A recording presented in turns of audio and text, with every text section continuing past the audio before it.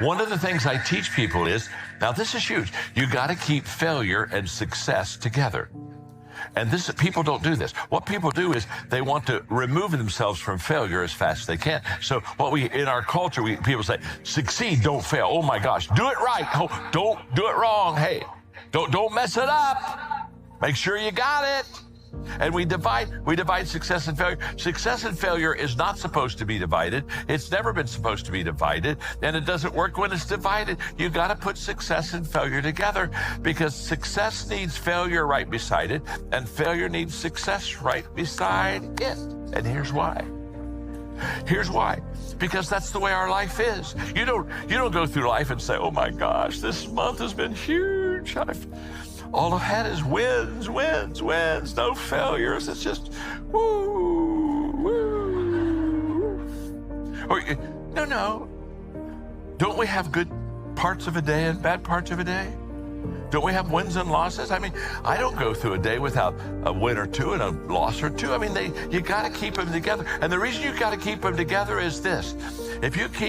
Okay, let's say you're on a roll. You got a couple days, you're just kind of kick it and you're successful. You got to keep failure right beside that success, because when you really start doing good, if you're not careful, you can get arrogant. But if you keep failure right beside success, it gives you humility.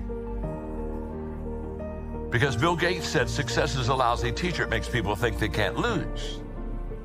You keep failure with your success, and you have a humility even in the middle of your success. And by the way, when you're not doing good and you're in the ditch and you're messing up and you're having some failures, you got to keep success right beside it, because if you keep success by your failure, it will give you resiliency. And you'll say, oh my gosh, this wasn't a real good day, but guess what? I'm going to get back up. I think I can do it again. Now see, this is all about mindset. And it's so essential for you and me to always understand that the mindset that we have is a choice. That's why when people have a bad attitude, I never feel sorry for them. Dear Lord, they got a bad attitude. The only thing I think is I want to get away from them. Yeah. Because your attitude's a choice. You chose it. When my daughter Elizabeth, when she was growing up, she'd kind of have a bad attitude. Dad said, baby, honey, you got a bad attitude today. You're kind of raining on our parade here. It's time for you to go to your room. Stay there. Only come out when you change it. I don't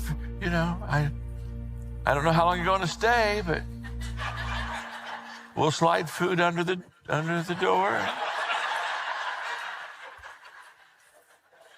It's a choice. Attitude, it's all a choice. Whatever attitude you have right now, you chose. That's why when people have bad attitude, I just look at them and say, change it. I had to.